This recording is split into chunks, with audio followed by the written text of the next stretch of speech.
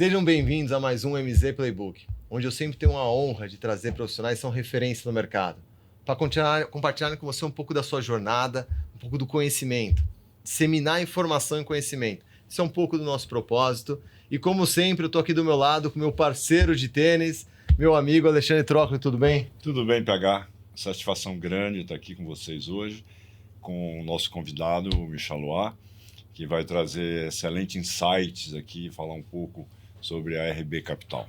Meu parceiro de tênis, a gente tem agora um parceiro de beach tênis. Então, Marcelo, obrigado por estar aqui com a gente. Se você pudesse se apresentar para todos. Claro. Bom dia, obrigado pela oportunidade aqui de novo. Marcelo Michalot, um dos sócios fundadores aí da RB Capital, 30 anos de histórico no mercado, no mundo dos alternativos e acho que com diversos eventos aí dentro da história, da carreira, para poder dividir, poder disseminar também, como você bem colocou, aí o conhecimento para que o público aqui desse canal aí possa aprender um pouco mais aí sobre esse mundo dos alternativos que é tão importante dentro da arquitetura do mercado financeiro de hoje. Michel, eu estava super ansioso de estar aqui você com a gente. Assim, eu sou um fanzaço do mercado imobiliário, eu vi como a sua jornada ela se entrelaça, tanto da RB Capital como a sua, com esse desenvolvimento do crédito, com o desenvolvimento do financiamento imobiliário aqui no Brasil. Desde o tempo do Pactual até agora com a RB, com uma passagem lá com a Rio Bravo, com todo o time.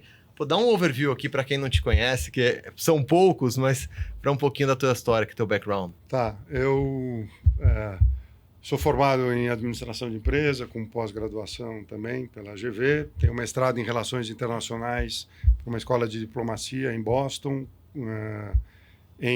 com foco em finanças internacionais e direito internacional, e construí minha carreira sempre apostando de uma maneira empreendedora no desenvolvimento do mercado de capitais.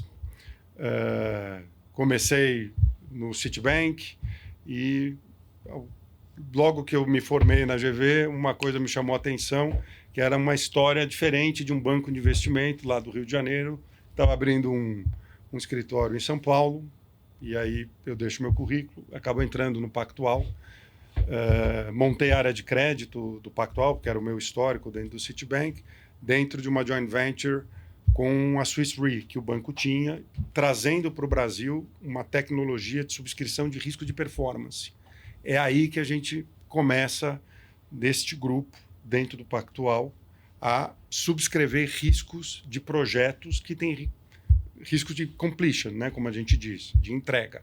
E aí a gente fala do imobiliário, a gente fala da infraestrutura e a gente fala do agronegócio. Isso no ano... Isso 1994. Estamos falando exatamente há 30 anos atrás. Dentro dessa curva, no Pactual, a gente entende, e que ainda é uma realidade, que esses três setores da economia real, o imobiliário, a infraestrutura e o agronegócio, eles historicamente são subservidos do ponto de vista de crédito e financiamento. Exatamente o que explica a função dos bancos públicos federais, a Caixa no imobiliário, o Banco do Brasil no agro e o BNDES na infra, exatamente suprindo o papel de financiadores dessas empresas ligadas a esses setores. É na década de 90 que a gente, ao entender isso, bom, como é que eu consigo descer na cadeia e trazer alguma forma alternativa de financiamento para esses diferentes players nessas três diferentes indústrias. Numa época a inflação absurda. 95, 96, 97, nós estamos falando de crise da Ásia em 97, nós estamos falando México em 95. Estamos falando da Ásia em 97. Hipotecas americanas. As hipotecas americanas. Nós estamos falando em 98 a Rússia e, finalmente, em 99, a crise de janeiro do câmbio, né, que tem toda aquela convulsão. Mas a gente entendia que, de alguma forma, a gente precisava trazer alternativa de financiamento. Não existia o arcabouço regulatório do sistema financeiro imobiliário, que só vem em 1997, que cria a figura da alienação fiduciária em substituição à hipoteca, que cria a figura da securitização, e a gente fazia operações de financiamento de projetos imobiliários usando o dinheiro da tesouraria do Pactual. Mas é um dinheiro nervoso num ambiente macro geopolítico mais nervoso ainda. Então, as coisas não encaixavam do ponto de vista de maturidade, por dizer, do projeto em relação ao tipo de dinheiro que financia esse projeto. Em 1999, tem uma situação societária do Pactual que nos permite, principalmente aos sócios executivos que faziam parte do comitê executivo do banco, também realizarem as suas posições e saírem do Pactual dentro de um projeto que a gente, ao entender que o SFI, que já estava em vigor, nos permitia criar como se fosse uma plataforma que olhasse o mercado de capitais e fugisse do arcabouço regulatório bancário e olhasse o mercado de capitais dentro de um arcabouço regulatório da CVM e não do Banco Central. E aí a gente começa, de fato, as primeiras operações, a gente funda a Rio Bravo, existe uma das pernas, né, vamos dizer, estratégicas dentro do modelo era o mercado de securitização. Então, este lado do que era a célula de finanças estruturadas dentro do Pactual é a área de securitização imobiliária dentro da Rio Bravo, aonde a gente começa a fazer as primeiras operações de emissão de CRIs. Então, nós somos os precursores de securitização de projetos imobiliários, do qual se destaca lá em 2001 a primeira grande operação que a gente fez a mercado, que foi a desimobilização das agências do HSBC, e que a gente conseguiu amarrar uma estrutura.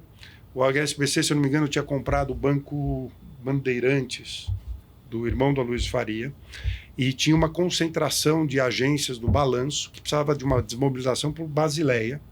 E a gente foi e disse, eu tenho uma solução que tira o ativo fixo, mas permite que o banco continue utilizando as agências do ponto de vista operacional. Então, a gente fez uma operação que a gente diz de sale and leaseback, onde o banco passa a ser inquilino e não mais detentor do ativo, e a gente levanta quase, acho que se não me engano, foi uma emissão de 116 milhões de reais, com rating, etc. E a gente vai a mercado para falar do tal do CRI. Quem é da nossa geração aqui, pelo menos a minha, o CRI era um chocolate da Nestlé. E a gente ia nas fundações, e uma das maiores, com um dos diretores de investimento, fala, pô, vocês vieram aqui me vender chocolate? Então, quando você ouve aquilo, você fala, pô, acho que o trabalho vai ser um pouquinho mais duro aqui de catequização. E é o que a gente fez.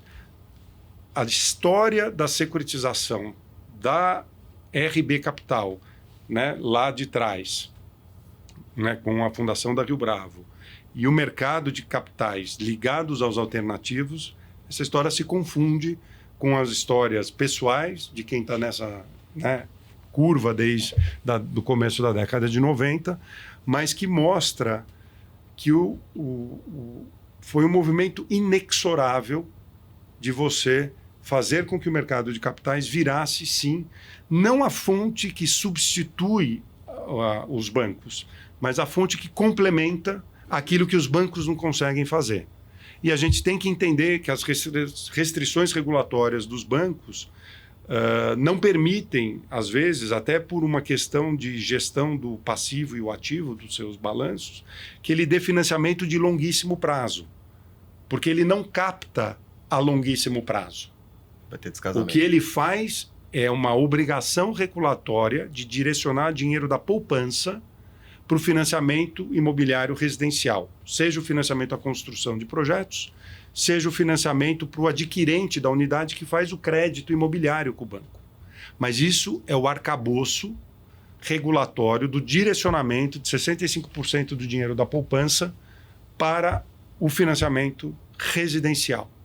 Fora desta obrigatoriedade, é muito difícil um banco emitir um CDB de 30 anos para casar um financiamento imobiliário para um de nós que vai comprar uma unidade ou uma incorporadora que vai financiar um projeto com o mesmo prazo.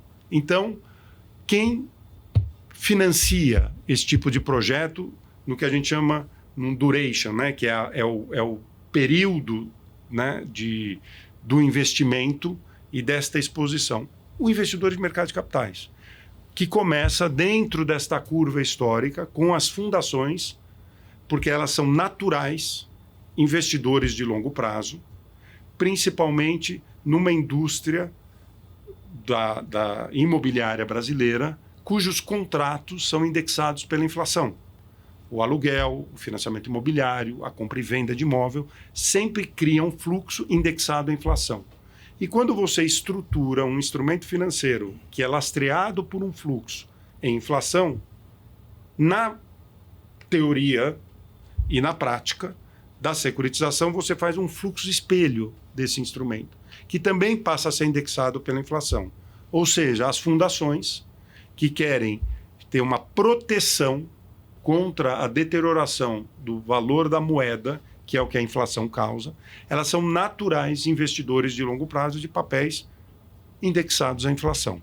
É isso que explica a indústria da NTNB, que é o título do Tesouro Nacional, indexado à inflação, que as fundações são grandes investidores, e o mercado de securitização, que traz instrumentos indexados. Qual é esse mercado? A securitização imobiliária. Era uma coisa do Brasil, né? Para se proteger o dinheiro. Claro. Porque, pelo menos, o bem, o imóvel, ele tinha como proteger pela parte de inflação e variação cambial. Exatamente. Então, e esse eu acho que é um ponto super importante, que a gente precisa entender o contexto histórico da arquitetura do mercado financeiro. Durante a década de 70, 80, mesmo na década de 90, o Brasil, dentro de um processo inflacionário, os investidores locais e mesmo as multinacionais ou investidores internacionais que entravam no Brasil não tinham instrumentos derivativos de proteção cambial ou de proteção contra a inflação. O que explica a sobreexposição de balanço patrimonial dos bancos, das empresas, em ativos imobiliários. Ou seja, não existia um mercado de financiamento imobiliário na década de 70, de 80, de 90. Então, você encontra, por exemplo, no balanço, como diziam, né, que da Volkswagen, ela tinha um pedaço da Amazônia que era do tamanho da Bélgica. Era porque ele estava... aquela teoria conspiratória que as multinacionais estavam comprando. Não. Proteção. Proteção. Era um hedge natural contra a deterioração do valor da moeda brasileira, que sempre foi um processo crônico e que só vem de maneira estruturada a ser debelado com o Plano Real. E ele onera o capital da empresa, né? Claro. Porque claro. Que nos Estados Unidos você não tem muito isso. Nos Estados Unidos você tem... A empresa não vai usar capital próprio para comprar o que não é core dela. Você tocou num ponto absolutamente crítico, que é o seguinte. A gente estima que 80% das empresas brasileiras estão sobreinvestidas em ativo fixo. Quando nos Estados Unidos essa relação é inversa. É 20 investido em ativo fixo, 80 sem o sobreinvestimento. Por quê? Porque quem faz investimento imobiliário e corre risco imobiliário em projetos de ativos imobiliários é investidor imobiliário. Claro. Então, as empresas, por exemplo, uma Unilever, como a gente fez durante a nossa história, por exemplo, um centro de distribuição para a Unilever em Pouso Alegre. Foi o maior centro de distribuição do mundo, quase 100 mil metros quadrados. A Unilever poderia ter pego o capital de giro dela, Sim, comprado a terra, contratado uma construtora, feito o galpão, ela ficava dona do ativo fixo. É o core business dela, o objetivo como uma empresa de varejo? Não. O ativo é logístico, é fundamental para a operação, mas não precisa ser dono, basta operá-lo através de um contrato de locação de longo prazo. Então, aonde as empresas precisam focar o seu investimento? Na cadeia do capital de giro, que é o supply chain, que é a cadeia de fornecimento. Do business. Do business. É focar no core. Do financiamento ao cliente, que você dá mais prazo para pagamento. Sim.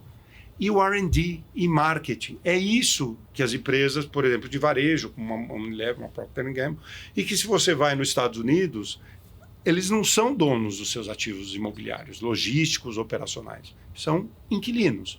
Eu sempre cito o caso, por exemplo, do Citibank. Quem conhece Nova York tem um prédio, o Citicorp, que fica na Terceira, com a 53, se eu não me engano, 54. Aquele prédio não é do Citibank. Aquele prédio é de um REIT, que é a versão do fundo imobiliário americano, que é o investidor que corre o risco direcional do tijolo.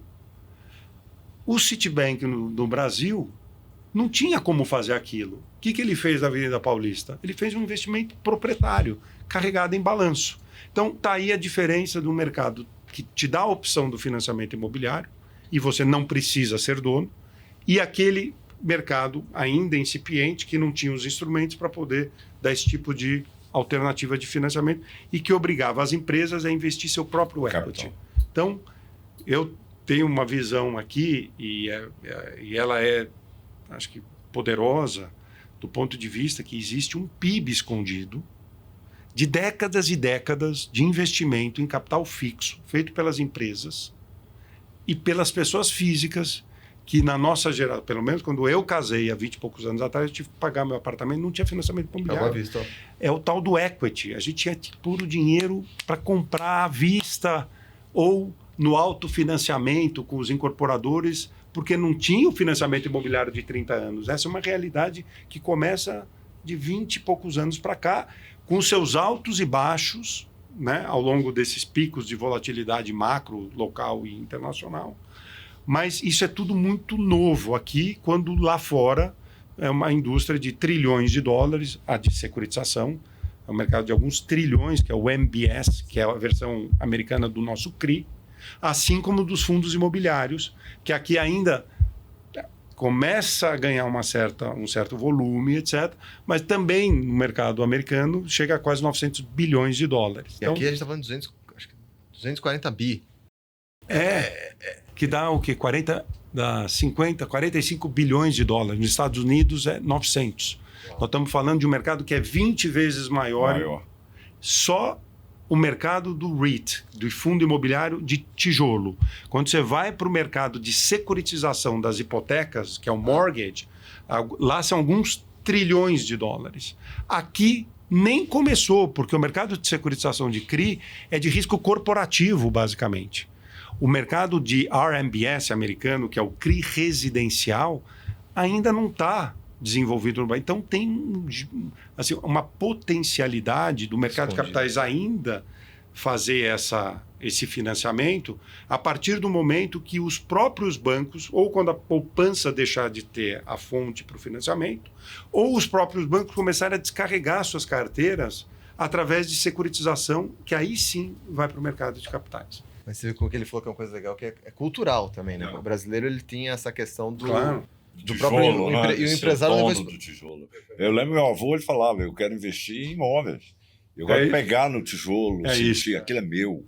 Exatamente. Então, isso eu acho que está tendo uma mudança cultural muito grande no Brasil, né? Sem dúvida. O mercado de fundos imobiliários, ele veio e transformou essa realidade daquele investidor que olhava um ativo, uma sala comercial, uma loja de rua, um apartamento para investir, ele faz agora, ele tem o mesmo tipo de exposição, mas de uma maneira profissional, através da compra de cotas de fundos imobiliários.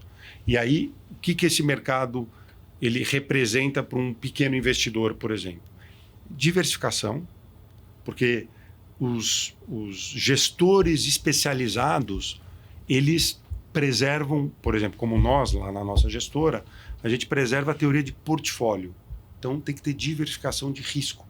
Eu até queria pegar esse gancho e saber de você, trazendo mais para a RB. Uhum.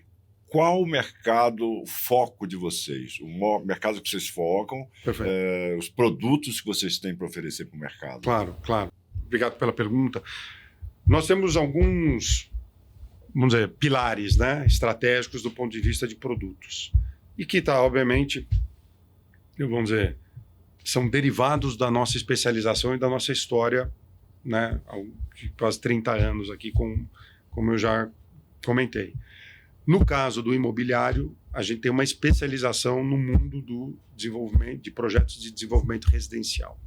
Então, este é um mercado e aquele mercado que a gente aposta na profundidade da subscrição de risco, porque a gente entra em projetos que ainda vão ser desenvolvidos com incorporadores, né, que a gente conhece também há 30 anos, desde que a gente fazia aquelas garantias que eu citava, daquela joint venture com a Swiss Re, até incorporadores listados, que enxergam o mercado de capitais de uma maneira inteligente. Uma coisa é você fazer uma operação onde você toma uma dívida em balanço para você comprar terreno. Perfeito. Que tem uma curva de maturidade longa. A outra coisa é você ir num parceiro como nós, que temos um fundo que faz um casamento com esse incorporador ao nível do projeto. E eu financio a exposição deste incorporador sem que ele precise alavancar a companhia. O que ele faz é um compartilhamento do que a gente chama dos economics daquele projeto com os fundos que a gente gerencia. Então, é uma relação ganha-ganha. Primeiro, porque ele tem três grandes variáveis quando um incorporador faz isso conosco nesta vertical. Ele compartilha risco. Sim. Com alguém que é especializado. Então, se eu entrei no projeto, o que eu fiz? Eu fiz a subscrição do risco. Você tem um selo importante, né? Você já põe uma digital sua. Perfeito. Bom, qual que é a derivada de a gente entrar? A disciplina financeira, que os incorporadores adoram na gente. E aí, por que eles gostam disso? Porque a gente não fala somente a linguagem da disciplina financeira. A gente entende a linguagem do físico, do tijolo, porque a gente, desde lá do Pactual, a gente sabe como subscreve risco de performance em relação a projetos de ativo real. Por conta disso, aquilo que a gente consegue contribuir para os incorporadores é exatamente não só a disciplina, mas a opinião sobre o projeto. A gente opina sobre o projeto, a gente já mudou, inclusive, projetos que nos foram apresentados e pela nossa inteligência imobiliária, falou, isso aqui não é um produto de 3 dormitórios, isso aqui não é um produto de 2. A campanha publicitária, o preço de venda. Quer dizer, a gente tem um ferramental, dada a expertise, que nos permite diferenciar a seleção dos ativos. Ajudar ele no produto para ver o que pode escoar melhor para o mercado, qual que é a demanda de mercado, e que para o fundo imobiliário, o que isso reflete? Melhor rentabilidade. Então, é uma conjunção ganha-ganha de você equacionar a necessidade do funding com uma inteligência de estruturação aliada a um conhecimento de imóvel, de projeto imobiliário, aonde o investidor ele enxerga, por exemplo, na gente alguém que usa 2 chapéus, o da engenharia financeira e o da engenharia física. E aí você vai me perguntar, mas como é que vocês executam essa inteligência na prática da engenharia física? Nós temos engenheiro, nós temos arquiteto, nós temos um cara que cuida de licenciamento, que faz as verificações nos projetos como se fosse o zelador do dinheiro do meu investidor. Mesmo que tenha o banco dando financiamento e venha a empresa terceirizada para ver se a obra está andando, a gente está lá com o nosso time. E não só, eu tenho acordos de governança ao nível dos projetos que me permitem voto e veto. E por que o incorporador fala, eu consigo te dar voto e veto? Porque ele sabe que a gente vai pela melhor decisão, e não simplesmente o que a planilha do Excel está dizendo que a TIR do projeto vai ser. Porque, né, você muda um pouco a premissa aqui, desloca o fluxo, as coisas ficam bonitas na planilha. Imóvel é um bicho diferente. Imóvel é um bicho que tem vida. Né? Ele é um imóvel que se mexe. Ele é um imóvel que se mexe. Ele tem vida, as variáveis mudam, as variáveis de risco, as condições de mercado, mesmo as variáveis das micro-regiões onde os projetos estão. Você tem mudanças, às vezes, regulatórias de legislação, lei de zoneamento, plano diretor aqui em São Paulo. Tudo isso é transformacional e, de repente, você tem um terreno que pode valer demais, terreno que, de repente, deixa de valer, e tudo isso afeta a viabilidade econômica e financeira de um projeto que você precisa, obviamente, dominar para que você selecione os melhores. Então, essa virou, dentro do nosso histórico, de mais de 160 projetos feitos, mais de 50 incorporadores, a nossa grande vertical de especialização no mundo do imobiliário. Então, o apesar de a gente fazer outras imobiliário coisas. é o carro-chefe da RB. Na gestora, no mundo imobiliário, é a tese residencial, de desenvolvimento residencial de projetos com incorporadores, basicamente na Praça de São Paulo, que é a praça mais resiliente, apesar de a gente ter feito já Brasil inteiro dentro desses 160 projetos. E aí você tem os fundos imobiliários, E aí eu tenho outros fundos que o imobiliários. público que você oferece é a pessoa física. Basicamente, são pessoas físicas por conta da isenção. Alguns fundos têm ativos estabilizados, e aí são fundos ditos de renda, onde a gente tem fundos com galpões ou lojas, etc., que eles estão todos estabilizados, não tem risco de E essa performance dos fundos imobiliários nos últimos meses para cá, Tá. que foi abaixo, isso é uma coisa que reverte? Qual é a sua opinião sobre isso?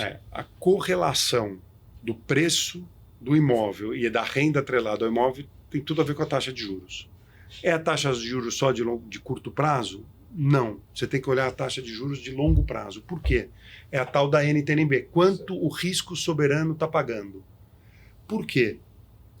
Todos os ativos imobiliários que geram renda, eles têm um que a gente chama de duration, que é o prazo médio desse fluxo, de longo prazo. Então, não adianta você comparar com o CDI que está 10,5, que vai para 10,75. 0,25 agora não é Não isso. altera. Agora, se você está comprando um imóvel que vai ter uma renda de 15 anos, por exemplo, dentro de um build-to-suit corporativo, você tem que olhar o que a NTNB também está pagando.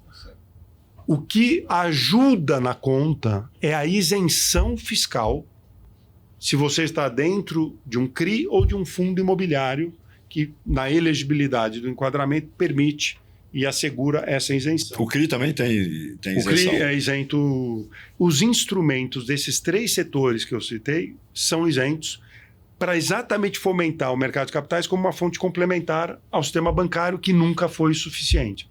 O CRI, com o seu primo, que é o CRA, no agro, com a debênture de infraestrutura incentivada, que é na infraestrutura.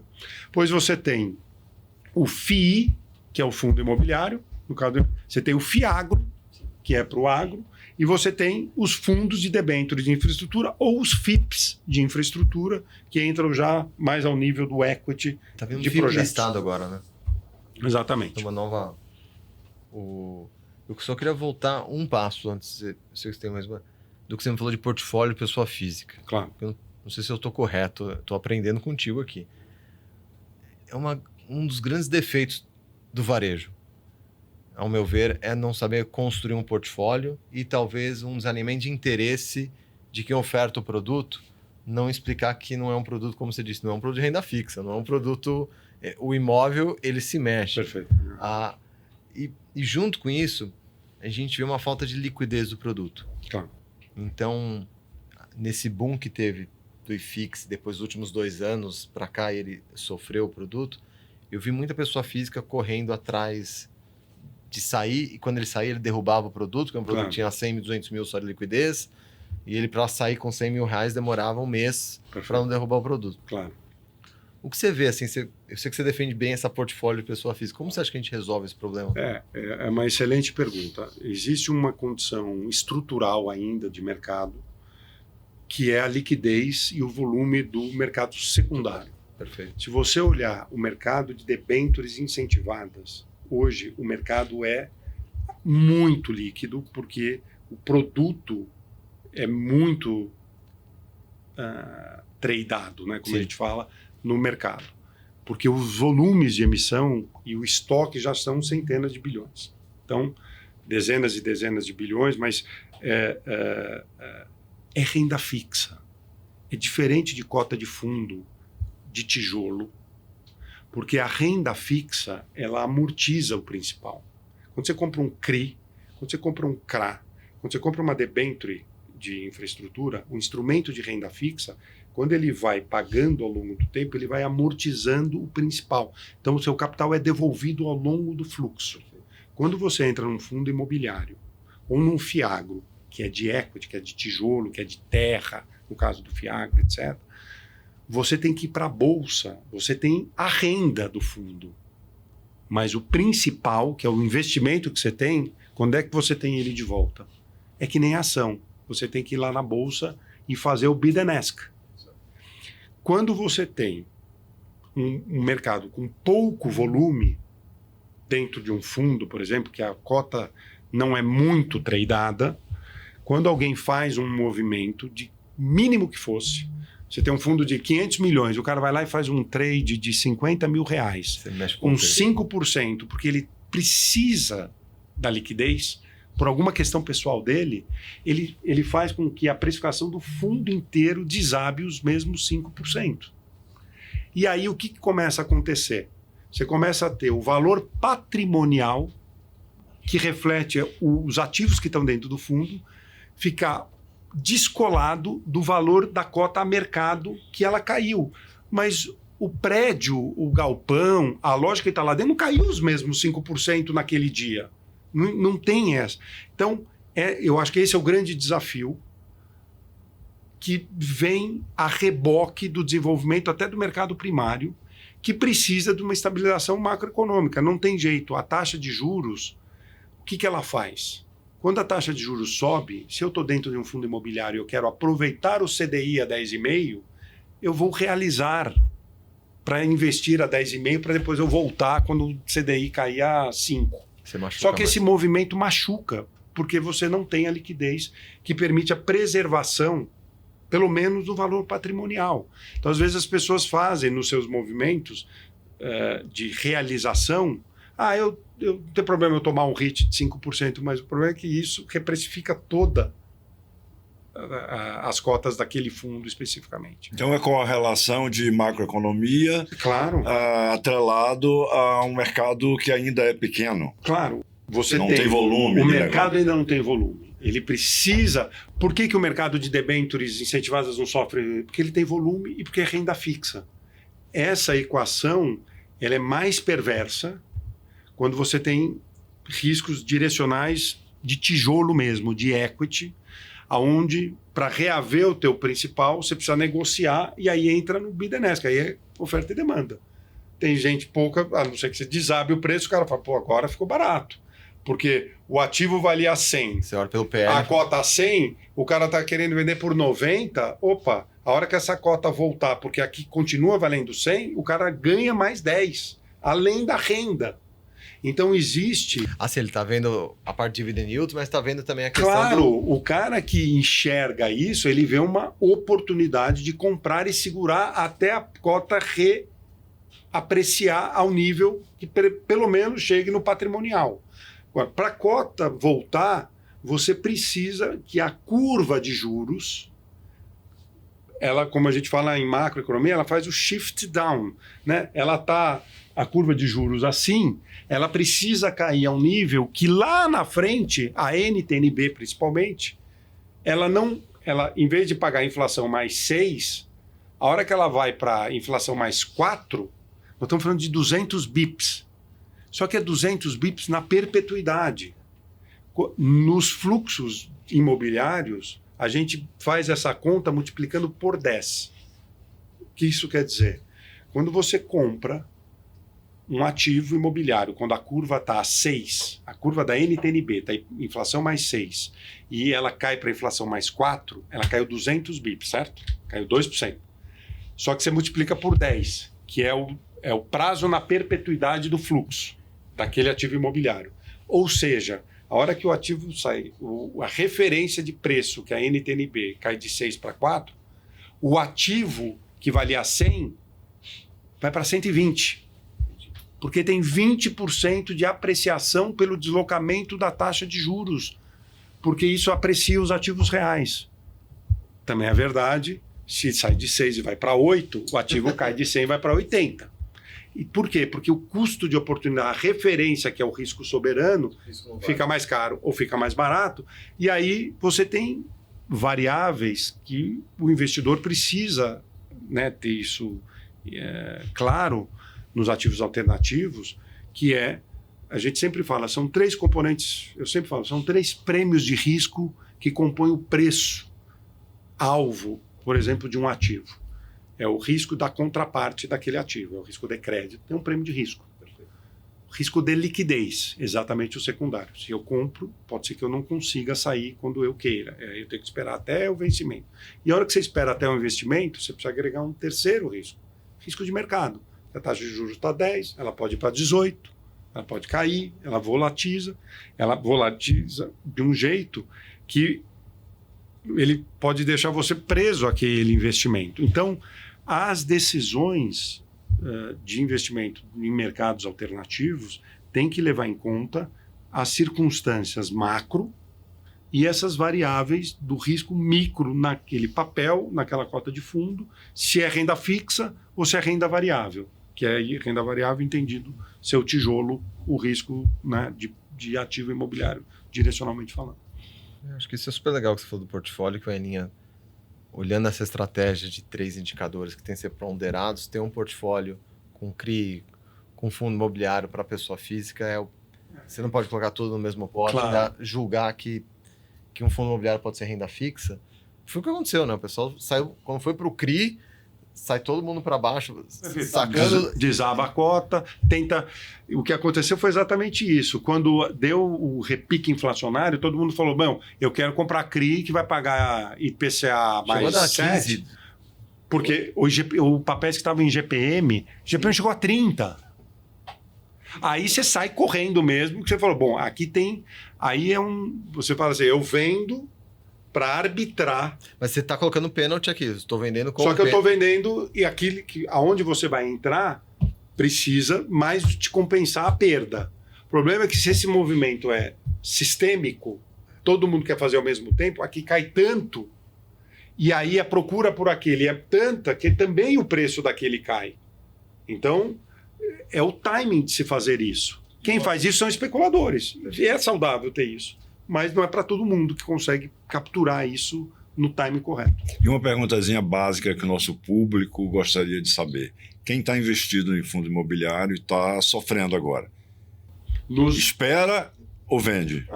Eu tenho a convicção de que as coisas no mundo imobiliário, assim como no macro, são cíclicas, né? Se elas são cíclicas, quer dizer que uma hora volta. Então, por que realizar quando o macro está instável, você vai realizar o prejuízo? Se você não tiver uma necessidade imediata da realização daquele investimento por uma questão de liquidez, segura. Agora, também é importante olhar a composição e a qualidade do portfólio. Estou falando do macro, como você bem colocou, e você tem que olhar o micro. O que é olhar o micro? É olhar a composição de ativos que fazem parte do portfólio daquele fundo. Os ativos estão indo bem? Você tem que ler os relatórios. É importante ler. Não adianta só olhar o preço de tela. O preço da tela pode estar refletindo uma questão macro. Pode ser que, mesmo no macro estando mais estável, a cota está sofrendo mais. Deve ter alguma coisa micro. Aí você tem que entender e olhar os relatórios do gestor, entender o que está acontecendo. Os ativos estão performando? Ficaram vagos? Deteriorou? Será que algum dos ativos foi desapropriado e isso vai causar um prejuízo porque vai virar um precatório e nunca mais vai ter 20 anos para receber por conta de uma desapropriação? São variáveis de risco imobiliário que todo mundo precisa estar atento. Então não é uma decisão de tela. Comprar ativo imobiliário através de cota de fundo, importante, obviamente, a qualidade do gestor. Tem que ler o que está por trás. Mas tem que ver o que está por trás. Não é simplesmente achar que a cota, eu acho que a cota vai subir, putz, eu vou torcer para ela subir, né? Eu vou rezar para ela subir. Não é assim. As coisas não vão acontecer, porque o mercado ele vai nos seus movimentos factuais, ou pelo macro ou pelo micro. Ou a combinação dos dois, que pode ser muito positivo. Ou... Marcelo, e como vocês lá na RB... Mas o que você falou agora que é importante é as pessoas, eles não... Ninguém precisa ler um prospecto de uma operação, mas os fatores de risco... Claro. Os fatores de risco... isso, ninguém se preocupa em ler. Precisa ler. Tem que ler. É fator de risco. E depois, se você é um investidor, e hoje o mercado também está organizado por normativa da CVM, Sim. quando você se qualifica como investidor. Eu sou um investidor profissional, eu sou um investidor qualificado, eu sou um investidor de varejo. Então, o grau de sofisticação ele vai se adequando ao teu perfil como investidor. A partir do momento que você é um investidor qualificado, que compra uma cota de um fundo imobiliário, aonde você assina o que a gente chama de um termo de adesão à oferta. Ou seja, você está declarando no termo de adesão que você leu todas as condições, os termos, os fatores de risco, tudo que pode e potencialmente, provavelmente, remotamente afetar o investimento. Então, e os fatores de risco, eles nunca são exaustivos, mas hoje, se você olha, tem uma lista bem completa de fatores que vêm do macro e, eventualmente, da própria condição dos ativos que compõem o portfólio tal do micro. Então, é importante ler, porque depois, se acontece um dos fatores de risco e isso vem a prejudicar o valor do teu investimento, alguém vai dizer, eu fui enganado, não existe, não tem como recorrer a esse argumento se a normativa hoje da CVM é tão robusta que não é por falta de conhecimento que alguém pode alegar que ele perdeu dinheiro porque a cota desabou por um evento relacionado. Então, leiam.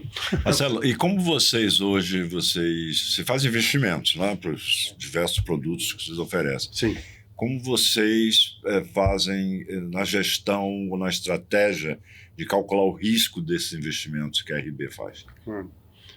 Bom, a gente tenta, dentro do processo que a gente chama de underwriting, que é o tal de subscrição de risco pré-investimento, tudo precisa ser de alguma forma avaliado. Então, vou dar um exemplo do ponto de vista de um projeto residencial, de um projeto que a gente vai entrar com algum incorporador. Primeira variável de risco, contraparte. Temos, então, uma área de crédito, de análise de crédito, fundamentalista, que olha os balanços e não é só crédito e cadastro, porque essa é a minha escola. Eu sempre falo, é crédito e cadastro. O que você olha? Você olha a situação financeira, faz uma análise fundamentalista dos balanços, etc. O que é o cadastro? Quem são os acionistas? Puxa a Serasa, puxa as certidões, o histórico. Você precisa falar com algum cliente ou fornecedor, tem que ligar para perguntar como é que foi a tua experiência, como é que é a sua relação com aquele incorporador, com aquele risco de contraparte. Então, o trabalho de risco de contraparte, ele é a primeira grande variável, é o primeiro grande filtro. E por que eu falo isso? Porque risco moral é binário. É 0 ou 1. Isso aí. E na hora de você ter uma situação de estresse, se o cara é correto, porque ele não vai te deixar na mão. Se você tem um risco de contraparte, cujo risco moral não foi bem endereçado, você tem situações, de fato, que podem, por uma atitude do devedor, ou daquele que tem a obrigação de te entregar alguma coisa, e você sofre depois para executar as garantias, etc. Esse é o pior cenário que existe. Então, esse é o primeiro grande risco a ser avaliado. Quando você olha um projeto imobiliário, aí você vai nas variáveis de risco do projeto. Se o projeto está pronto, como a gente diz, o ativo está estabilizado e vai gerar renda, o que você olha? Você tem que olhar todas as certidões, você olha o histórico na matrícula do imóvel, a certidão vintenária, se tudo está em ordem perante os cartórios, todo o registro na matrícula do imóvel. Este conhecimento do técnico legal de como funciona o sistema cartorial e de registro é absolutamente fundamental para quem faz gestão de projeto Montamento imobiliário. de matrícula, tudo. Mas tudo, porque é um negócio específico. Existem escritórios de advocacia altamente especializados em direito imobiliário, exatamente para isso. Às vezes você está fazendo alguma coisa, de repente vem lá o cara, não, mas esse terreno era meu aqui, ó. Mas como você não puxou uma vintenária e viu que tinha alguém lá que estava... Então, você começa nas variáveis de risco do terreno, e você tem que fazer o que a gente chama de diligência. A tal da diligência é todo esse processo pré-aprovação em comitê de investimento. Dando um exemplo aqui do nosso processual. Depois que você faz essa avaliação da diligência, já tendo, obviamente, passado por um filtro que o projeto economicamente ele é viável, então você fala, então vamos avançar aqui no projeto. Então, aprovei o crédito. A hora que eu aprovo o crédito e o cadastro, eu também começo a correr também aqui toda a parte de compliance, no que a gente chama de background check, etc. Você tem que fazer todo esse... São os grandes filtros que já barram Muita coisa. Muita coisa. Depois você vem para a variável do projeto, aí você faz toda a diligência do terreno e depois você recebe as características daquilo que vai ser o empreendimento naquele terreno. Eu estou dando o exemplo do residencial que a gente faz. Aí, o time de gestão, que é dedicado a essa estratégia, ele destrincha absolutamente todas as variáveis pertinentes ao projeto. Não só do ponto de vista de preço de venda, o fluxo de caixa, etc., mas licença de obra, alvará, custo de construção. A construtora é da mesma do incorporador? A gente precisa fazer concorrência. Então, a gente precisa de 3 tipo, tomada de preço, com construtoras que estão isentas do ponto de vista societário, para que você não tenha algum risco de conflito de interesse. É óbvio que tem incorporadoras que têm as construtoras e são super eficientes, etc. Mas a gente sempre vai ter elementos de comparação ao custo que foi trazido por em relação então, conta de aos interesse de terceiro. claro. E aí entra a nossa área técnica. O engenheiro, o arquiteto, o cara de licença, de projeto, etc., que vai olhar essas variáveis e vai olhar custo orçado. É isso mesmo? Está aqui. Custa isso mesmo? Na praça, aqui em Pinheiros, o preço por metro quadrado, o custo de obra, o caixilho que ele está dizendo que custa R$4.000 um metro quadrado. Será que é isso? Será que tem gordura ou não tem gordura? Tudo isso tem que ser avaliado porque tudo vai depois refletir na rentabilidade do projeto. Então, o preço de venda gera a receita. Toda a estrutura de custo e o preço do terreno gera o fluxo de despesa e de custo. A diferença é a margem. A margem é o lucro da incorporação.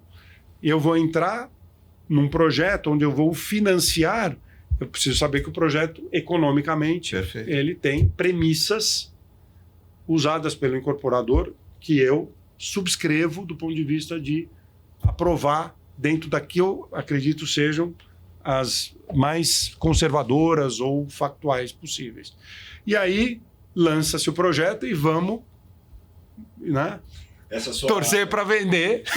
Né? Essa sua caminhada no setor imobiliário, eu vejo que você fala com uma paixão muito grande pela área imobiliária, né? É uma coisa que você gosta. Mas você foi levado a isso, a seguir esse caminho, ou isso foi aparecendo ao longo do tempo? Isso vem da própria história da securitização, né, brasileira, da indústria brasileira, que começa com o CRI. Mas a gente fez... Eu, por exemplo, era o responsável por toda a área de securitização não imobiliária da Rio Bravo, depois da RB. Então, eu fiz, por exemplo, vou dar uns exemplos aqui. Eu fiz a primeira operação de CDCA, de boi gordo, de confinamento, garantida por um seguro, aquele que nem a gente fazia, que o confinador ia entregar o boi gordo para a Friboi. Foi a primeira operação estruturada, levada a mercado de capitais, com garantia de performance que gestores e fundos de investimento compraram, por exemplo. Então, esse é um pouco da indústria do agro. Nós fazíamos, por exemplo, CPR financeira de café. Então, eu ia visitar as cooperativas todas do sul de Minas, pegava o carro, ficava 4 dias e falando, mas a gente consegue trazer recurso tal para vocês em cima de CPR. CPR chama Cédula de Produto Rural, que é o grande instrumento de garantia do agronegócio. A gente comprava CPR de café das cooperativas e aí a gente vendia café a prazo na bolsa, no futuro da bolsa, e eu travava uma taxa. E a gente fez um fundo, eu lembro, com o banco WestLB, um fundo de CPR financeira de café que trazia indexação ao dólar. Era um fundo cambial de uma CPR financeira de café, porque a cotação do café é dolarizada. Então, ele era cambial com equivalência, né, em reais, coisas que a gente fez. A gente, no mundo da infraestrutura, dentro do nosso histórico também, para dar alguns exemplos de soluções, nós fizemos e carregamos no nosso balanço, olha que interessante, nós importamos 150 locomotivas para a Vale do Rio Doce, para a FSA dela, porque a Vale não podia ter essas locomotivas carregadas em balanço e tinha que importar, e não ela acessava o BNDES porque não tinha um grau de nacionalização de partes. Então a gente trouxe 150 da Caterpillar, a gente rebitolou, quer dizer, financiamos toda a rebitolar para se enquadrar dentro da malha ferroviária brasileira, operada pela FSA, e a gente montou uma debenture que tinha um fluxo dado de locação dessas locomotivas, como se fosse um aluguel de um galpão. No caso de imobiliário, a gente criou um fluxo, securitizamos, AAA, claro, vai pegar o... vendemos a mercado, tal. Esse é outro exemplo. A gente, por exemplo, fez financiamento do terminal de tancagem da BR Distribuidora, no Acre. Financiamento de infraestrutura. A gente fez a desmobilização de uma refinaria da Petrobras, da Lubrax, se não me engano, em Duque de Caxias. A gente fez a desmobilização da sede da Cargill. A gente fez... nossa, que tem tantas coisas. A gente fez, por exemplo, o primeiro FDIC. Eu também, essa operação que eu conduzi. O primeiro FDIC de securitização de fluxo de bilheteria de show da CPTM. Porque a gente viu do gestora de show de cantor, show de futebol. Não, a gente fez a primeira securitização, que a gente chama de future flow, de um fluxo previsto de bilheteria. A gente montou um FDIC, o BNDES gostou tanto da operação, comprou 50% das cotas, a gente fez uma securitização do fluxo futuro, a CPTM, com os recursos, financiou a construção, se eu não me engano, de 4 ou 5 estações hoje aqui de São Paulo. Isso é uma operação de começou em 2007 até 2008. Parecer do Tribunal de Contas do Estado. Assim,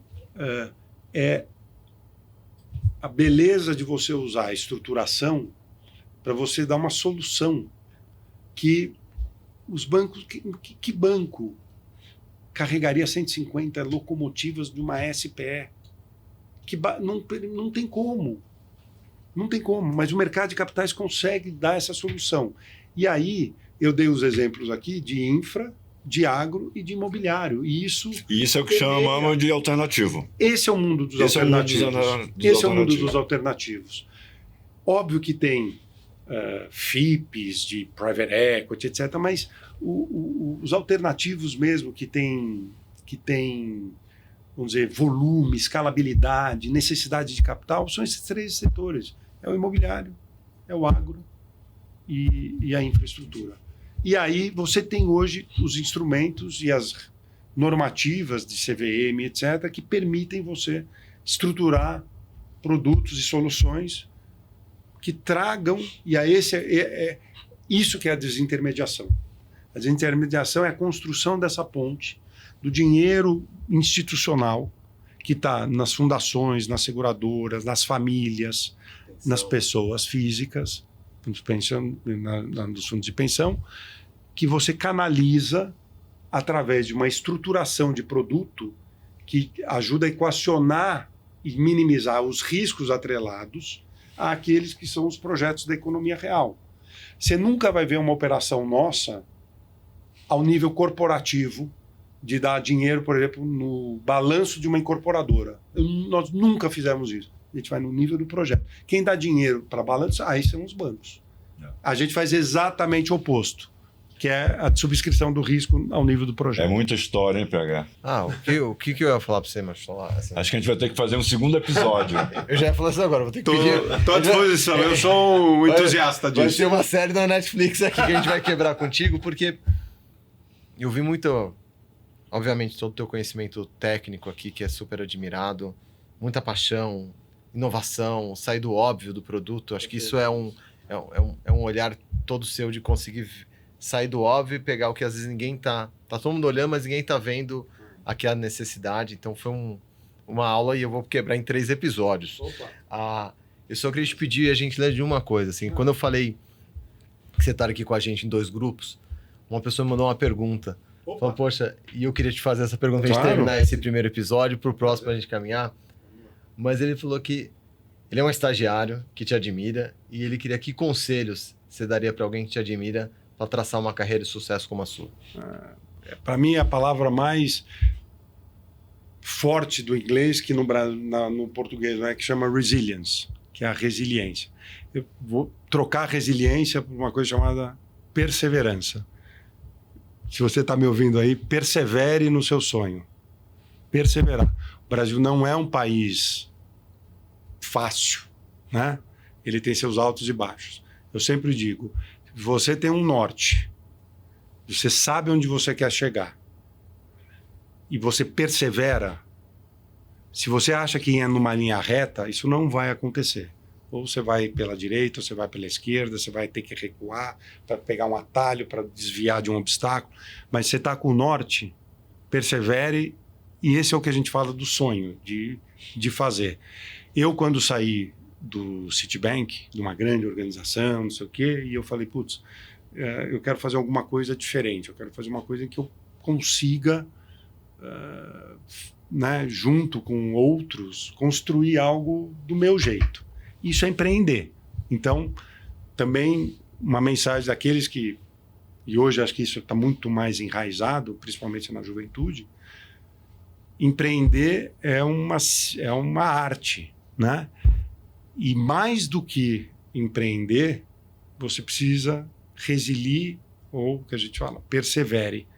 Porque você vai ser deparado diversas vezes dentro dessa curva com paredes que você vai conseguir escalar. Você não pode desistir. Nunca desista. Essa foi o que a gente sempre fez. Eu estou entrando agora na minha sexta jornada de empreendedorismo, desde essas curvas que eu estava contando, mas sempre porque eu acreditei, e aí, né? E aí você tem que ter a paixão e você tem que confiar que as coisas... Onde você quer chegar, né? Exato. E é óbvio que você precisa ter a energia, a disposição, a vontade, a competência, etc. Mas mais do que isso é não olhar para o lado. Eu sempre falo, não olhe para o lado. Porque você vai olhar para o lado, você vai ver um amigo teu, você vai ver alguém que fez uma carreira e que está indo bem, etc. Mas se você acredita que aquilo é o que te faz feliz, siga por aquele caminho. Uma hora dá certo, e você vai ver isso ao longo da vida profissional. Porque se você faz direito, se você faz eticamente, se você é correto, acredita em princípios, não usa de subterfúgios, mas você sabe aquilo que você quer conquistar, você vai conquistar. Eu não tenho dúvida disso. É uma questão... Todo mundo fala, tem um sonho grande, etc. Mas é verdade, né? É você concretizar. A execução, essa trilha é a execução do sonho. É tão simples como... Agora, suor, muito foco, muita disciplina e vontade, né? Não olhe para o lado, não olhe para trás... Não desista, siga o sonho e a vida vai te retribuir. Não tenho palavras para te agradecer. Eu já tinha uma admiração enorme por ti, ouvindo você falando aqui uma aula, e eu vou tentar achar um espaço na tua agenda para a gente fazer já mais um segundo bate-papo. Estou à disposição. Ótimo, né? Ótimo. Muito obrigado aí. Valeu. Quebrou quase toda aqui. Obrigado. Verdade. Gente, vocês ficaram com essa primeira fase da aula. Marcelo Michalois, que doou aqui o tempo dele para compartilhar um pouco com vocês. Prometo voltar, faltou falar de consignado, entrar mais em produto de crédito, tem tanta coisa que ele pode agregar e a gente vai achar um espaço na agenda dele para uma segunda fase. Aguardem aqui os próximos episódios. Obrigado a vocês e a todos.